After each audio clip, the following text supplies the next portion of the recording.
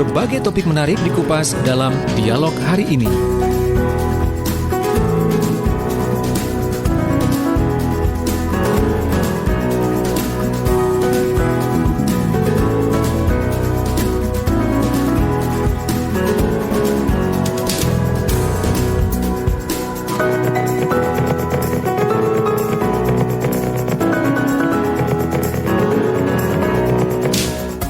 Sahabat Suara Sidoarjo, kerjasama bersama Dinas Pangan dan Pertanian Kabupaten Sidoarjo, pagi ini kita akan membahas tentang daun kelor sebagai pakan tambahan pada ternak ya di program Dialog Pertanian kali ini. Masih bersama dengan narasumber kita dari Balai Penyuluhan Pertanian Kecamatan Waru yang sudah hadir di studio bersama dengan Pak Tribuana. Assalamualaikum Pak Tri. Waalaikumsalam. Apa kabar? Alhamdulillah baik-baik. Alhamdulillah. Dan juga pagi ini menemani Pak Tribuana juga ada Ibu Ratna Dwi. Assalamualaikum. Waalaikumsalam. Apa kabar Ibu? Alhamdulillah baik. Alhamdulillah. Ya. Sudah setahun ya? Terakhir pernah ke studio Suara Sidoarjo setahun yang lalu. Bulan kemarin. Bulan kemarin sih. bulan kemarin. Sedati.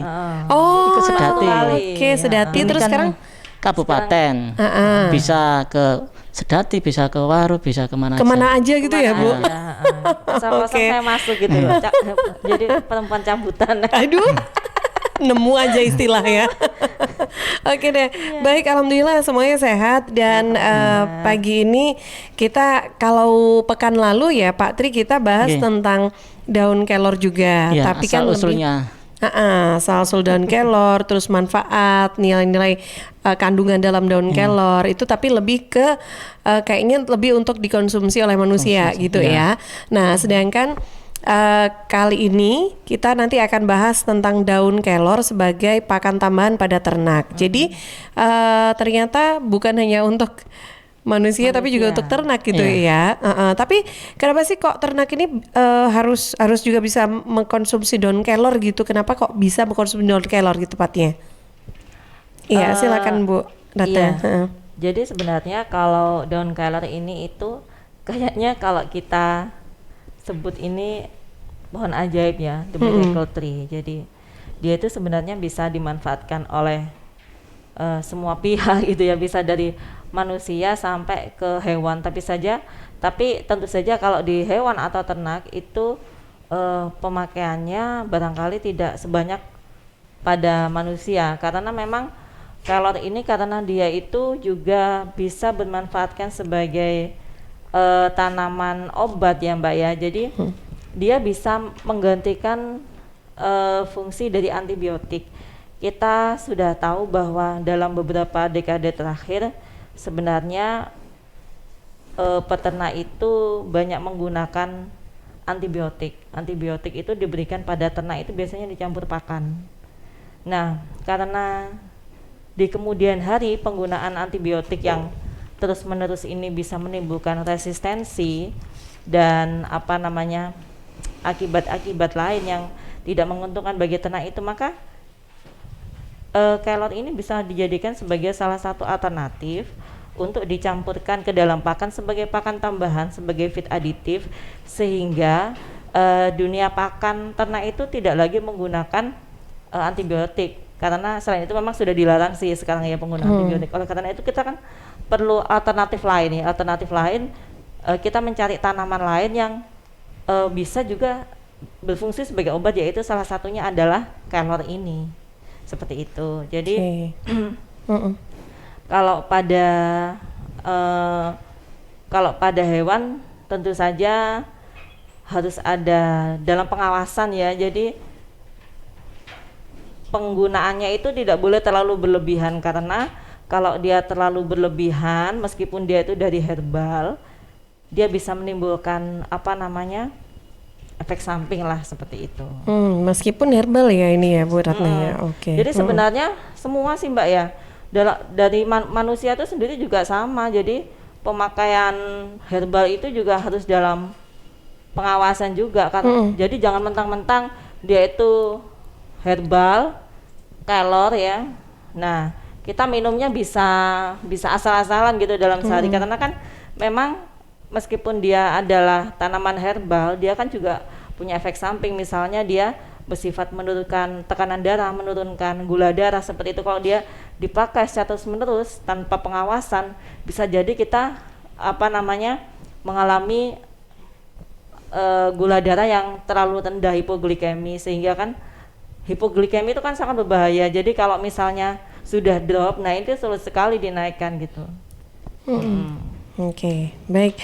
Nah, jadi ini meskipun daun kelor herbal ya, tapi juga ada efek samping dan ini juga berarti perlu diperhatikan gitu ya. Nah, yang jadi penasaran, kalau kemarin kita sudah sempat bahas ya, bagaimana pengolahan daun kelor itu yang bisa dikonsumsi oleh manusia.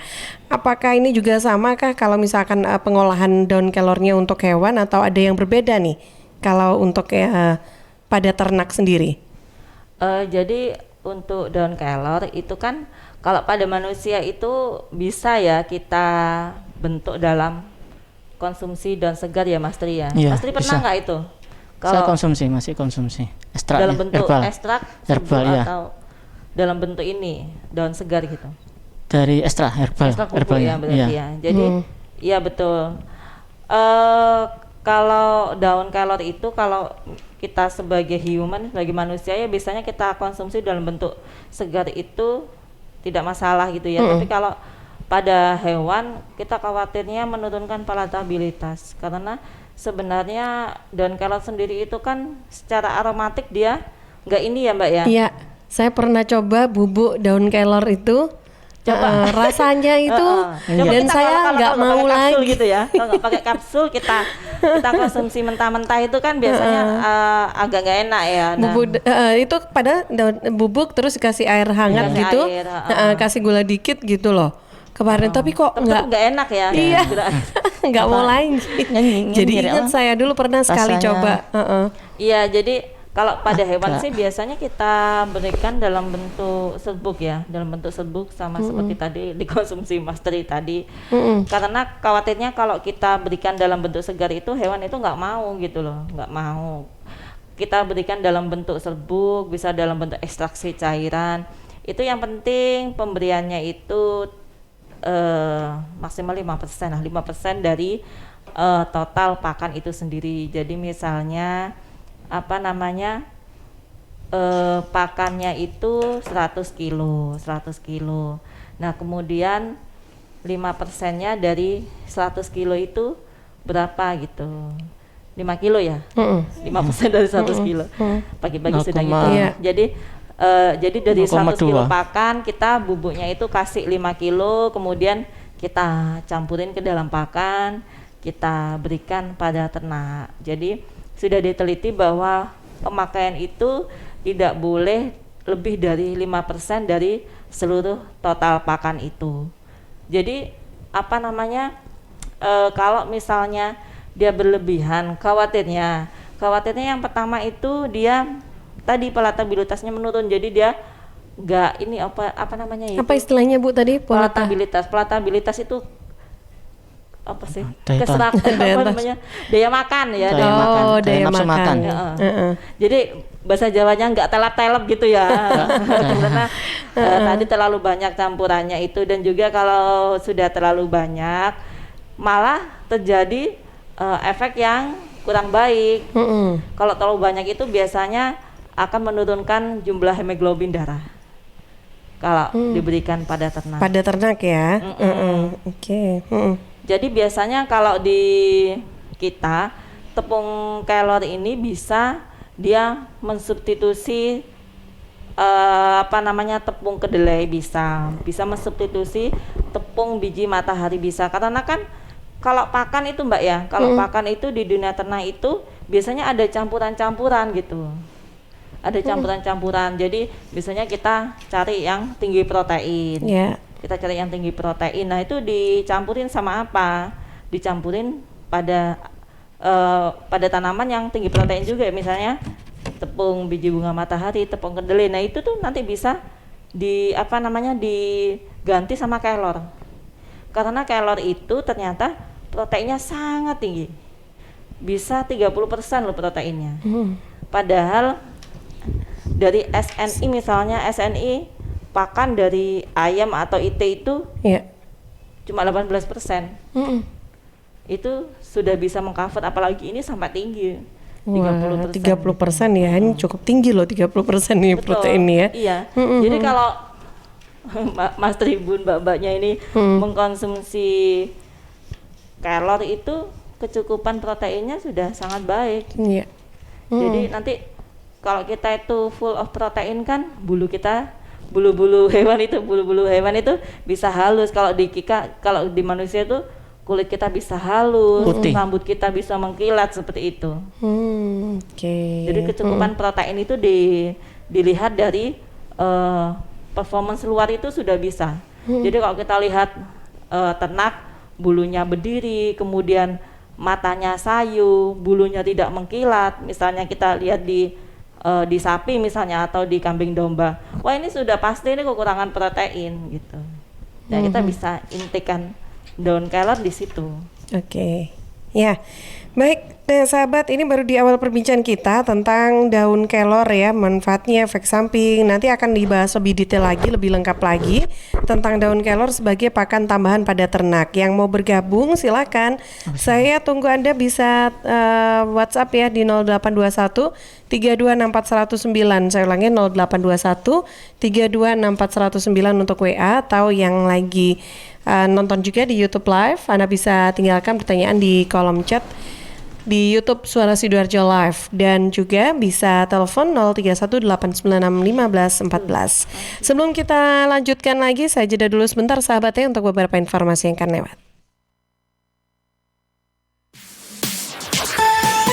News, Talk, and Music Hits. Suara Sidoarjo. Your multi-platform radio.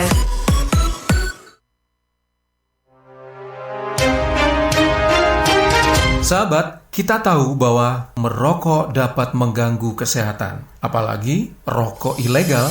Ciri-ciri rokok ilegal yaitu rokok yang beredar di pasaran tanpa pita cukai, memakai pita cukai palsu, memakai pita cukai bekas, atau rokok yang memakai pita cukai yang salah peruntukan. Dengan harga jual yang murah, maka rokok ilegal pasti berdampak negatif, diantaranya meningkatkan jumlah perokok pemula dan juga berdampak pada penerimaan negara. Mari bersama-sama memberantas rokok ilegal. Iklan layanan masyarakat ini dipersembahkan oleh Bea Cukai Sidoarjo. Waduh, alon-alon tacak, mlaku kok nabrak-nabrak. Sorry, arep ngabari, ngurus dokumen kependudukan dan pencatatan sipil tambah gampang. Temen ta, ojo mbojo. Asli. Semua produk layanan yang dikeluarkan oleh Dispenduk Capil Sidoarjo sudah ada tanda tangan elektronik dan bisa dicek keabsahannya dengan scan barcode. Ada fasilitas jemput bola disabilitas program DILAN, Difabel, ODGJ, atau lansia. Jadi untuk lansia atau difabel bisa mengajukan perekaman EKTP ke Dispenduk Capil Sidoarjo melalui kelurahan, desa, atau kecamatan. Untuk perekaman KTP elektronik, cetak KK, KTPL, dan surat keterangan pindah bisa langsung dilakukan di 18 kecamatan atau langsung ke Dinas Kependudukan dan Pencatatan Sipil Sidoarjo setelah dapat nomor antrian. Untuk memperoleh KIA, cukup melampirkan fotokopi akta kelahiran, KTP, dan KK untuk anak usia 5-17 tahun dan melampirkan foto warna ukuran 3x4, dan untuk anak usia 0-5 tahun tidak usah melampirkan foto dan berhak mendapatkan paket layanan akta kelahiran atau KK-nya. Kritik, aduan, atau saran langsung ke helpdesk3515@gmail.com atau ke website dispendukcapil.sidoarjokap.go.id, atau bisa di Facebook Dinas Kependudukan dan Catatan Sipil Kabupaten Sidoarjo, Instagram Dispenduk Capil Sidoarjo, atau Twitter di Dukcapil SDA. Jangan lupa tulis identitas Anda dengan lengkap.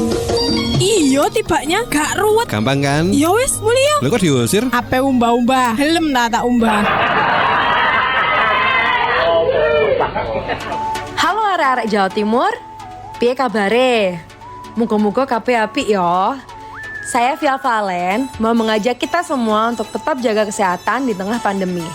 Yuk ikut gerakan pakai masker dan tetap ikuti anjuran pemerintah. Dengan cara tetap jaga jarak, sering cuci tangan pakai sabun, hindari keramaian, dan pakai masker kalau keluar rumah. Yuk jaga kesehatan karena banyak orang tersayang yang ingin terus bersamamu.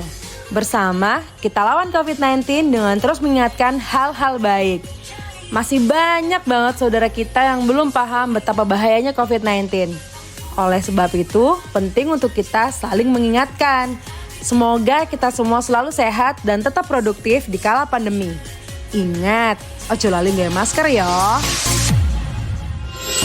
Assalamualaikum warahmatullahi wabarakatuh. Salam sejahtera untuk kita semua. Saya Hudiono selaku PJ Bupati Sidoarjo mengajak kepada semua warga Sidoarjo yang sudah terdaftar dan memiliki hak suara untuk menggunakan hak pilihnya pada Pilkades serentak. Ingat pada hari Minggu tanggal 20 Desember 2020. Mari datang ke TPS yang terdekat. Di setiap RW itu ada TPS-nya. Suara Anda menentukan pemimpin desa Anda ke depan. Ingat memakai masker, cuci tangan dengan air mengalir, dan menjaga jarak. Mari bersama-sama kita mematuhi protokol kesehatan, ikuti setiap arahan dari petugas di TPS, jangan berkerumun, dan setelah selesai menggunakan hak suaranya, ingat segera kembali ke rumah masing-masing. Wassalamualaikum warahmatullahi wabarakatuh.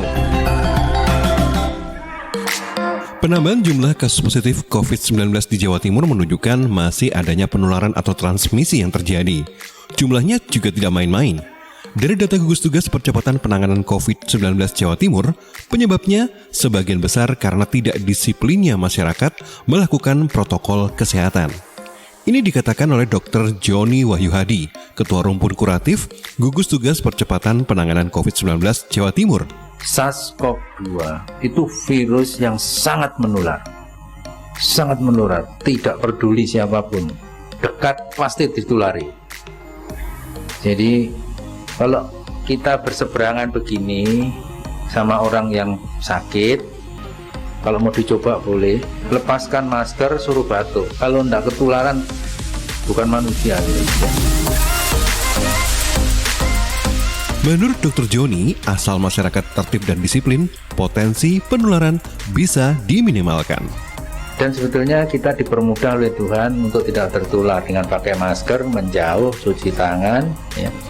Kalau misalkan ada orang batuk, kita curiga, ya kita cepat-cepat cuci tangan, cuci semuanya, raup dengan sabun, menghindar dari kira-kira yang kita curigai. Lebih baik kita berhati-hati sekarang. Kebiasaan seperti inilah yang harus dilakukan terus. Itulah normal baru ya. Jadi kita diminta nanti untuk tetap berperilaku seperti ini. Karena virus corona itu pasti tidak mungkin langsung hilang. Pasti hilangnya pelan-pelan. Dan itu pun beberapa ahli mengatakan tidak hilang belas. Ya, masih ada dancing gitu. Masih ada dancing, naik turun. Jadi artinya tuntutan untuk hidup bersih, tuntutan untuk menjaga, beradaptasi dengan kebiasaan dan perilaku disiplin dengan protokol kesehatan.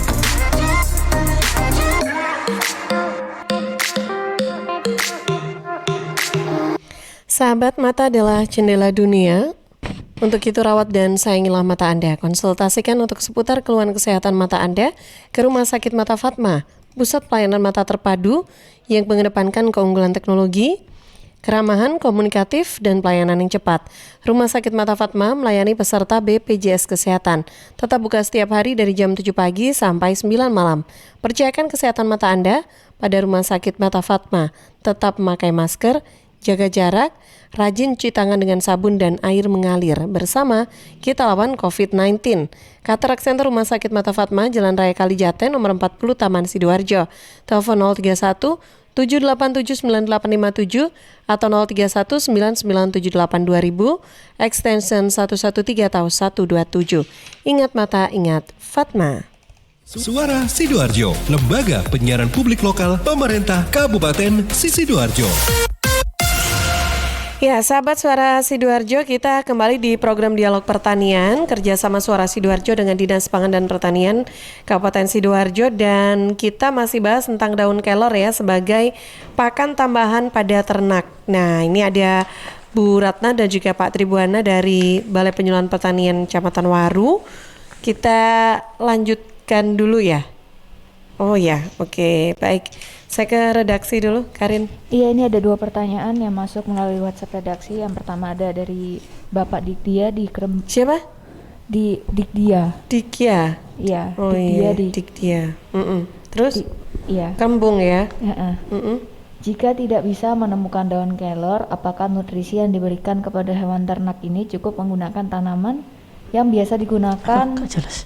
Gimana coba Karin diulang. Oke. Mas digedein Mas. Silakan Rin. Iya.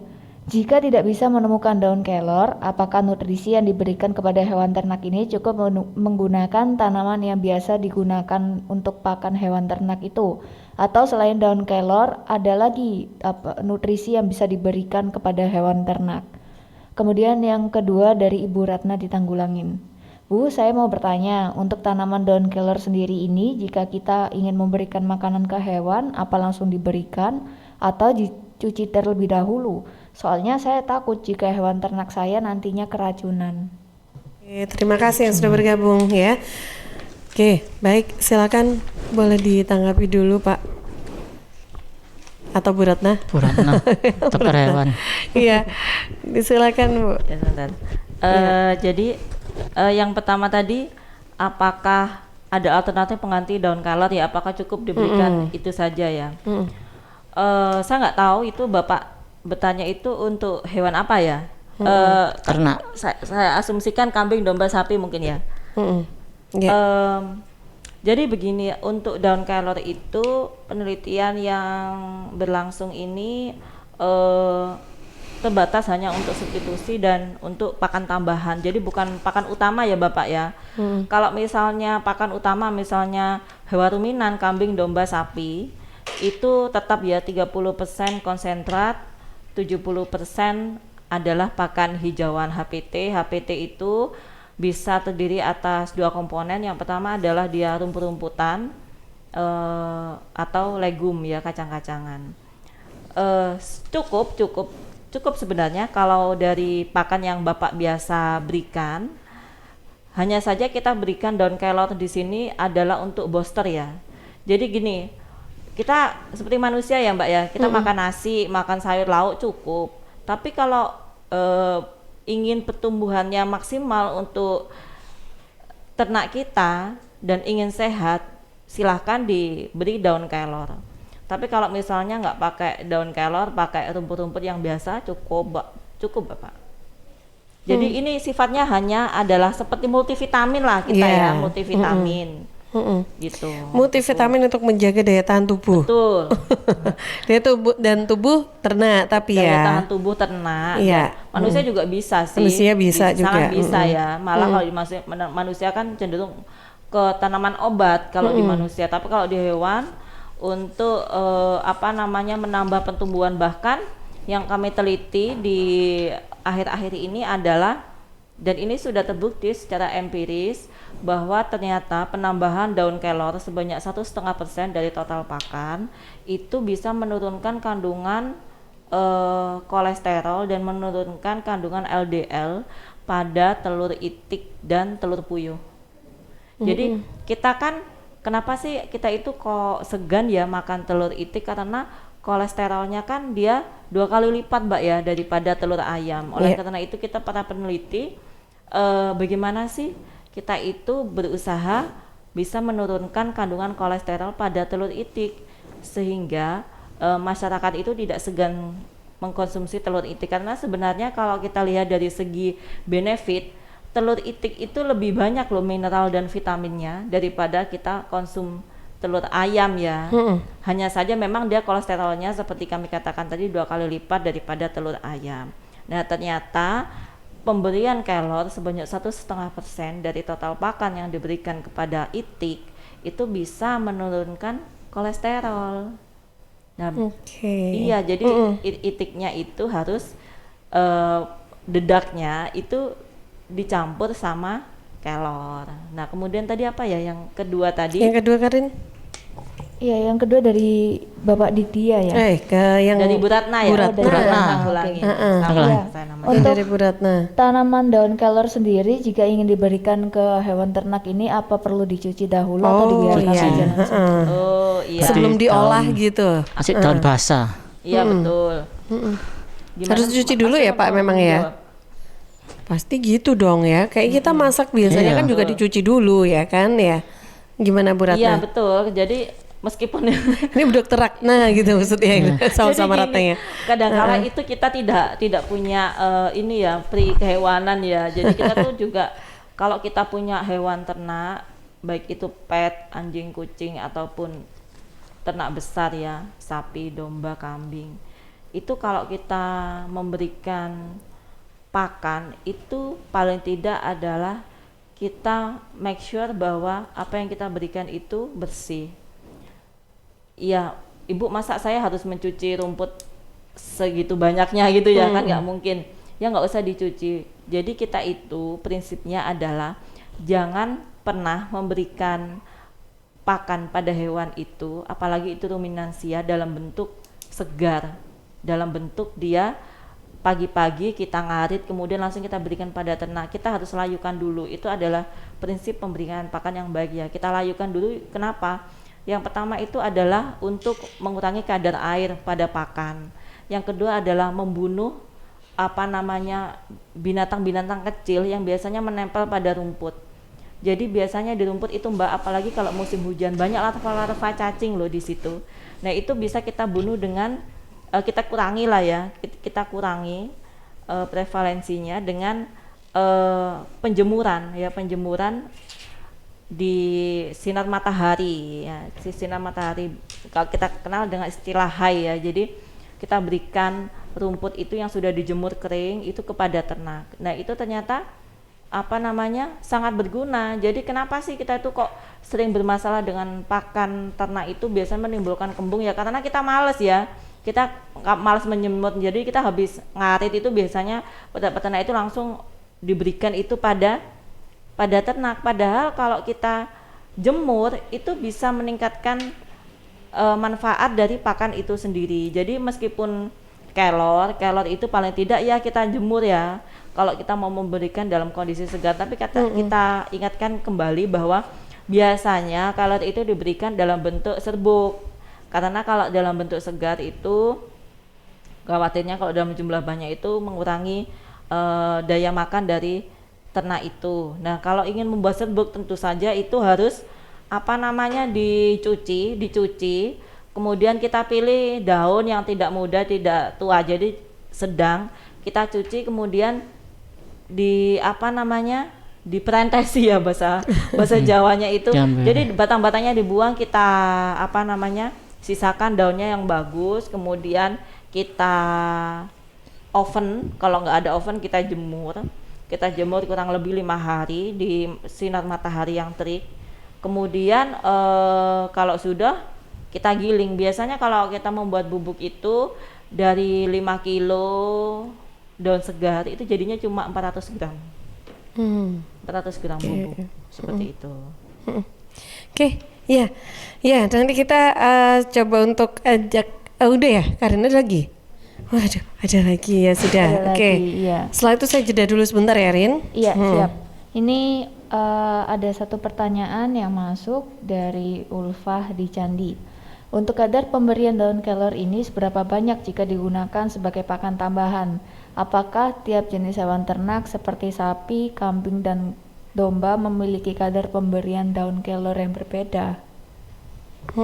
Oke. Perbandingannya. Iya, sudah terdengar ya Pak ya tadi ya? Terdengar ya? Oke. Perbandingannya untuk Oke, nanti akan dijawab oleh narasumber kita. Sabar dulu ya yang sudah bergabung. Saya juga undang untuk yang lainnya untuk bisa gabung juga pagi ini. Silakan bisa telepon di 031-896-1514 atau WA di 0821-326-4109 ya. Saya jeda dulu sebentar untuk beberapa informasi yang akan lewat. News, Talk, and Music Hits. Suara Sidoarjo. Your multi-platform radio. Suara Sidoarjo, lembaga penyiaran publik lokal pemerintah Kabupaten Sidoarjo. Wah, habis makan, merokok dulu ah. Ih, asap apa sih nih, ganggu banget. Mas, kesini sebentar bisa? Iya Mbak. Asap apa sih nih Mas? Dari dapur restoran bukan sih? Oh bukan Mbak, Itu di meja 13 ada yang merokok. Oh, Mas, kalau minta tolong kasih tahu bisa nggak ya, Mas? Kalau asap rokoknya mengganggu? Ya Mbak, bisa. Saya kasih tahu sekarang. Makasih ya, Mas. Mas, maaf Mas. Oh ya, ada apa? Maaf Mas, asap rokoknya mengganggu pengunjung restoran yang lain. Oh iya Mas, saya matikan rokoknya sekarang. Maaf ya Mas. Iya, terima kasih Mas. Ingat, jangan merokok di tempat umum. Iklan layanan masyarakat ini dipersembahkan oleh Suara Sidoarjo. Your multi-platform radio. Saya warga Jatim, Piu dari Padi Reborn, memakai masker. Memakai masker melindungi kita dari risiko penularan COVID-19 hingga 75%. Maskerku melindungimu, maskermu melindungiku. Jatim tangguh. Dan ternyata cinta. Peraturan Gubernur Nomor 53 Tahun 2020 tentang penerapan protokol kesehatan dalam pencegahan dan pengendalian COVID-19 mulai berlaku efektif. Berisi tentang pengendalian aktivitas masyarakat untuk mencegah penyebaran COVID-19. Ini berlaku untuk setiap orang, setiap pelaku usaha, sampai pengelola, penyelenggara, dan penanggung jawab tempat dan fasilitas umum. Menurut Beni Sampirwanto, Kepala Dinas Kominfo Jawa Timur, implementasinya pada pembatasan kegiatan masyarakat di tempat publik, pembatasan jam kegiatan masyarakat termasuk kegiatan usaha, penutupan ruas jalan, sampai isolasi skala RT, RW, dusun, sampai desa atau kelurahan. Sanksi juga disiapkan untuk para pelanggar, mulai dari teguran lisan, menyita KTP, kerja sosial, sampai denda. Bahkan untuk pelaku usaha, jika tetap bandel, terancam pencabutan izin usaha. Apabila sebuah usaha tetap bandel, maka pada tindakan berikutnya Satpol PP bisa melakukan penalti 2 kali dari yang pertama tadi. Mikro menjadi 1 juta, kecil menjadi 2 juta, menengah menjadi 10 juta, dan usaha besar menjadi 50 juta. Apabila pelaku usaha tadi masih bandel, maka Satpol PP akan merekomendasikan kepada pejabat berwenang untuk mencabut izin usahanya. Pemerintah Provinsi Jawa Timur berharap masyarakat patuh pada protokol kesehatan supaya penyebaran COVID-19 bisa terkendali. Caranya, lakukan 3M sehari-hari, memakai masker, mencuci tangan pakai sabun dengan air mengalir sesering mungkin, dan menjaga jarak minimal 1 meter.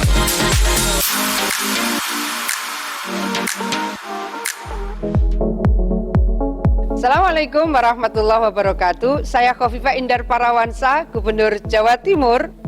Ternyata penyebaran COVID-19 belum berhenti. Oleh karena itu jangan pernah lelah. Ayo kita lindungi diri kita dengan menggunakan masker yang aman dan benar. Kalau pakai masker jangan di bawah hidung. Kalau pakai masker jangan di bawah dagu. Lalu jaga jarak yang aman juga. Dan cuci tangan dengan menggunakan air mengalir. Assalamualaikum warahmatullahi wabarakatuh.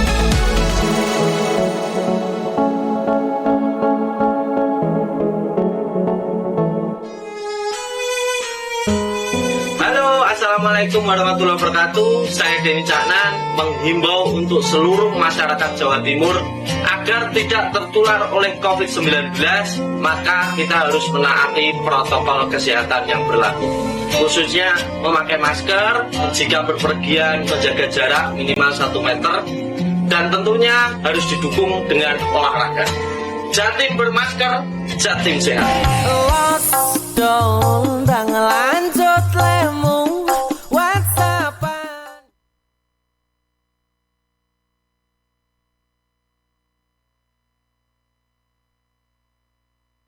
Sahabat, Anda bisa ikuti talkshow bersama Dinas Kependudukan dan Catatan Sipil Kabupaten Sidoarjo Jumat 18 Desember 2020 nanti ya, saat lagi jam 10 sampai jam 11 siang dengan tema pelayanan administrasi kependudukan bersama Dr. Andes Redi Kusuma MA, Kepala Dispenduk Capil Kabupaten Sidoarjo, juga bersama Dr. Andes Siti Amanati NM, Dr. Andes Siti Amanati MM selaku Kabid Pendaftaran Penduduk, dan juga Ibu Diah Rina Pujiastuti SHMM, Kabid Pelayanan Pencatatan Sipil. Anda bisa simak juga di YouTube Suara Sidoarjo Live dan streaming www.suarasidoarjo.id, Facebook di Radio Suara Sidoarjo. Dan juga bisa disimak lewat Twitter @suarasidoarjo live. Bisa ditonton juga ya, di sana kita live juga. Dan Anda bisa gabung sahabat di 031-896-1514 atau WA di 0821-326-4109. Talkshow ini persembahan Dinas Kependudukan dan Catatan Sipil Kabupaten Sidoarjo. News, Talk, and Music Hits. Suara Sidoarjo. Your multi-platform radio. Tisu, masker, hand sanitizer, apalagi ya? Situ mau kerja atau mau camping sih? Kayak mau naik gunung aja. Hello, selama ini kemana aja? Ini yang perlu disiapin buat adaptasi kebiasaan baru alias new normal. Sekarang ini kita kudu dan harus terbiasa dengan kebiasaan hidup sehat, bersih, sesuai protokol kesehatan. Saat ini kita dalam perubahan pola hidup dalam situasi pandemi COVID-19.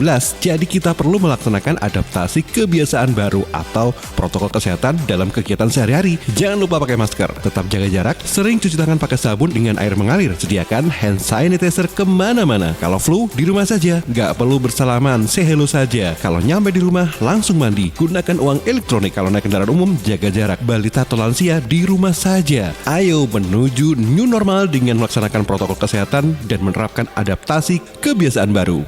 Hei, udah jam berapa nih? Kebiasaan telat juga masuk new normal ya? Ada yang kurang satu, uang sakunya belum. Iklan layanan masyarakat ini persembahan Dinas Kesehatan Kabupaten Sidoarjo. Sahabat, listrik sangat bermanfaat untuk kita, juga berbahaya apabila kita lalai. Apa saja yang perlu kita hindari supaya aman menggunakan listrik? Hindari bermain layang-layang di dekat jaringan listrik. Hindari membangun atau memperbaiki bangunan dekat dengan jaringan listrik. Dengan jarak aman minimal 3 meter. Menghindari penggunaan tusuk kontak bertumpuk. Berhati-hati saat menggali tanah supaya tidak mengenai kabel listrik dalam tanah. Jangan parkir truk di dekat jaringan listrik. Periksa instalasi listrik setiap 5 tahun sekali. Jauhkan antena TV atau parabola serta papan reklame dari jaringan listrik. Dan terakhir, hindari membakar sampah di bawah jaringan listrik. Informasi ini dipersembahkan oleh PLN Persero Unit Pelaksana Pelayanan Pelanggan Sidoarjo. Kita semua pasti ingin semuanya balik normal. Bukan cuma sekedar new normal, apalagi balik lagi ke PSBB. Cepat atau tidaknya sangat tergantung pada tiap warga Sidoarjo. Jadi, selalu dan tetap ikuti aturan dan protokol kesehatan. Seperti pesan dari Hudiono, PJ Bupati Sidoarjo.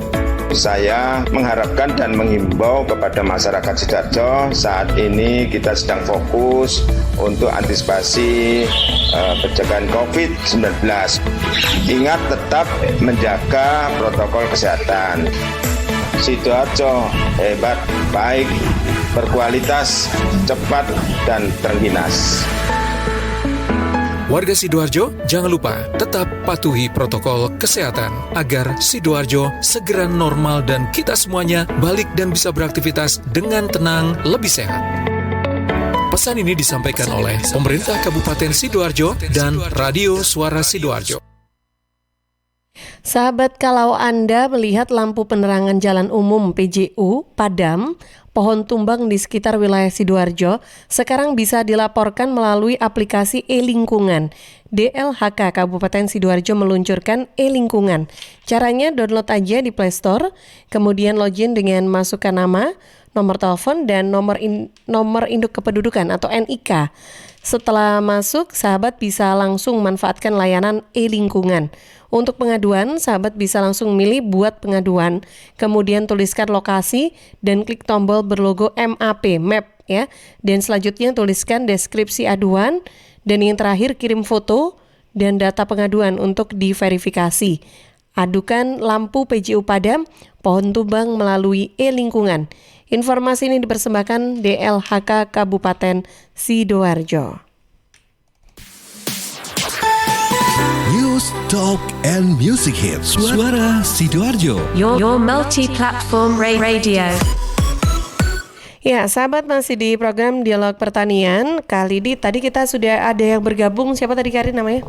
Dari Ulfa di Candi. Mbak Ulfa di Candi. Ya, silakan Bu Ratna atau siapa? Oh ya, mari. Ini mau menjawab untuk pertanyaan Bu Ulfa ya tentang perbandingannya untuk tambahan pakan ternak untuk daun kelor. Nah, untuk sapi yang dalam masa pertumbuhan, pemberian tambahan daun kelor ini bisa dapat disamakan dengan jumlah pemberian pada sapi yang lepas sapi atau yang di luar kandang nih, terus mati. Terus untuk dengan harapan selama pertumbuhan sapi ini juga akan memperoleh pertambahan berat badan sebanyak 0,4 sampai 0,6 kg per hari. Hal ini sama juga dilakukan untuk sapi dalam program penggemukan. Nah, pemberian tambahan daun kelor ini untuk sapi betina dewasa, bunting, dan menyusui sedikit berbeda. Hal ini supaya sapi tidak mengalami kegemukan yang akan menghambat dalam produktivitas reproduksinya. Oke, ada tambahan mungkin Ratna? Iya, jadi intinya sebenarnya pemberian kelor itu berbeda-beda pada setiap ternak. Kambing beda, kemudian kambing domba sama ya, kemudian sapi beda, ayam beda, itik beda. Jadi kita harus sesuaikan dengan jenis ternaknya. Kalau sapi tadi berapa Mas tadi? 0,4 sampai 0,6. 0,4 sampai 0,6 kilogram per hari untuk tambahan ini berat. Iya, jadi seperti itu. Kemudian kalau kambing itu yang disarankan, karena sebenarnya dia itu kalau kami menyarankan itu hanya sebagai feed aditif ya. Feed aditif itu sebagai pakan tambahan, sebagai multivitamin aja.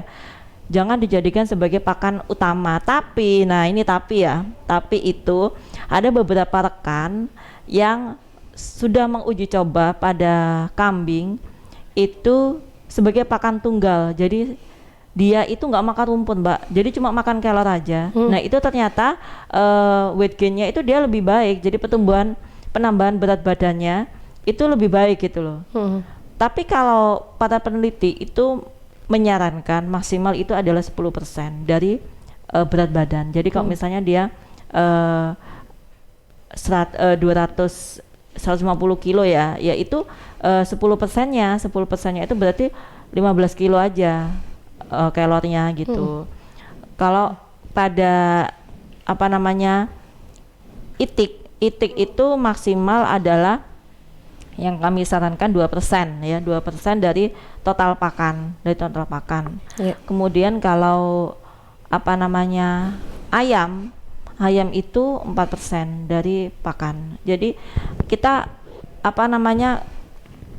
tidak boleh terlalu banyak, tapi itu yang disarankan oleh peneliti. Tapi kalau teman-teman di lapangan itu sudah ada yang mencoba sebagai pakan tunggal, jadi dia tidak memakai rumput, tidak memakai kacang-kacangan, dia hanya memberikan kelor, itu malah produksi dagingnya itu bagus.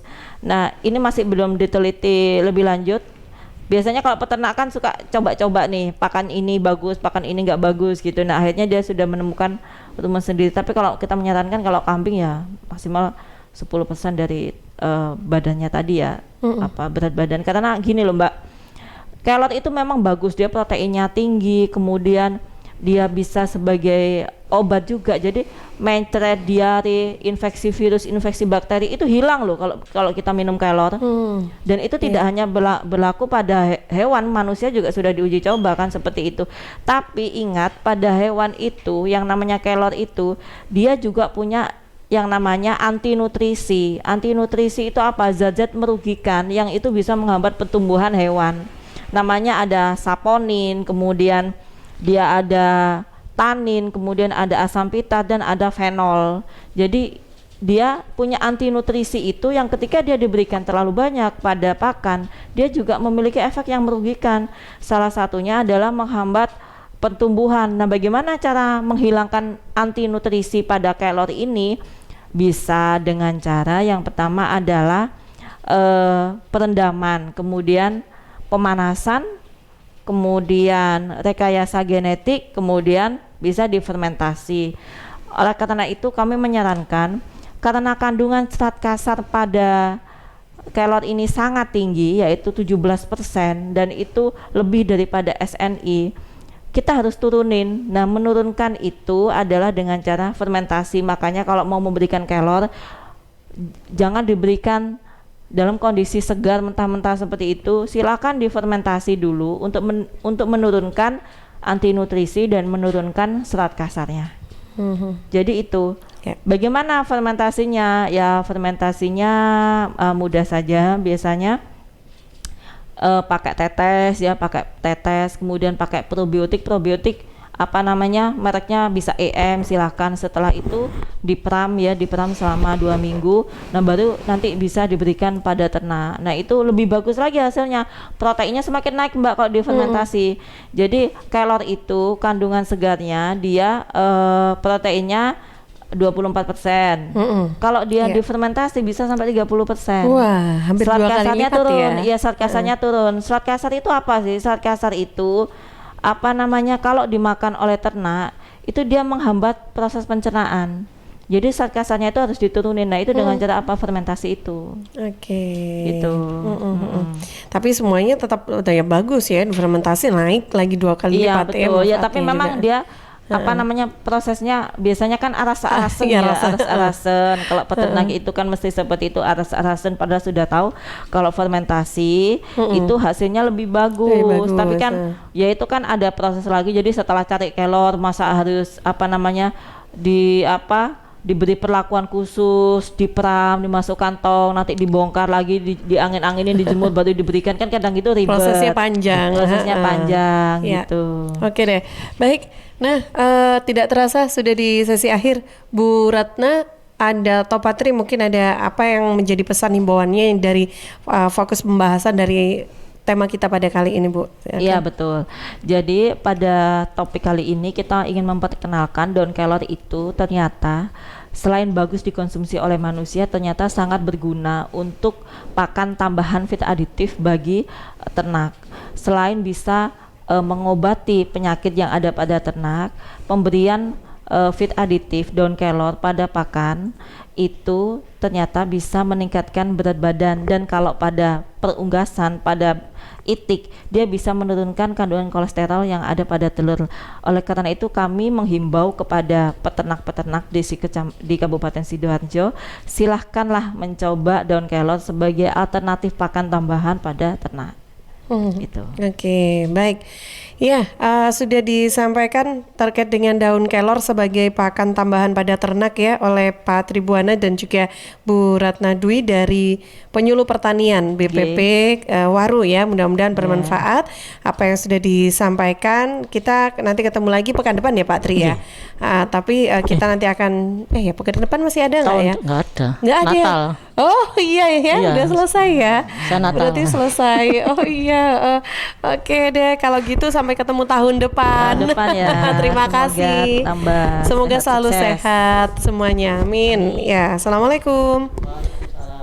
Sahabat, demikian perbincangan kita di program Dialog Pertanian kerjasama Suara Sidoarjo dengan Dinas Pangan dan Pertanian ke Kabupaten Sidoarjo. Dan nanti di jam 10 saya Tika Amsar masih lanjut menemani Anda di program Dialog hari ini bersama sahabat-sahabat dari Dispenduk Capil Kabupaten Sidoarjo.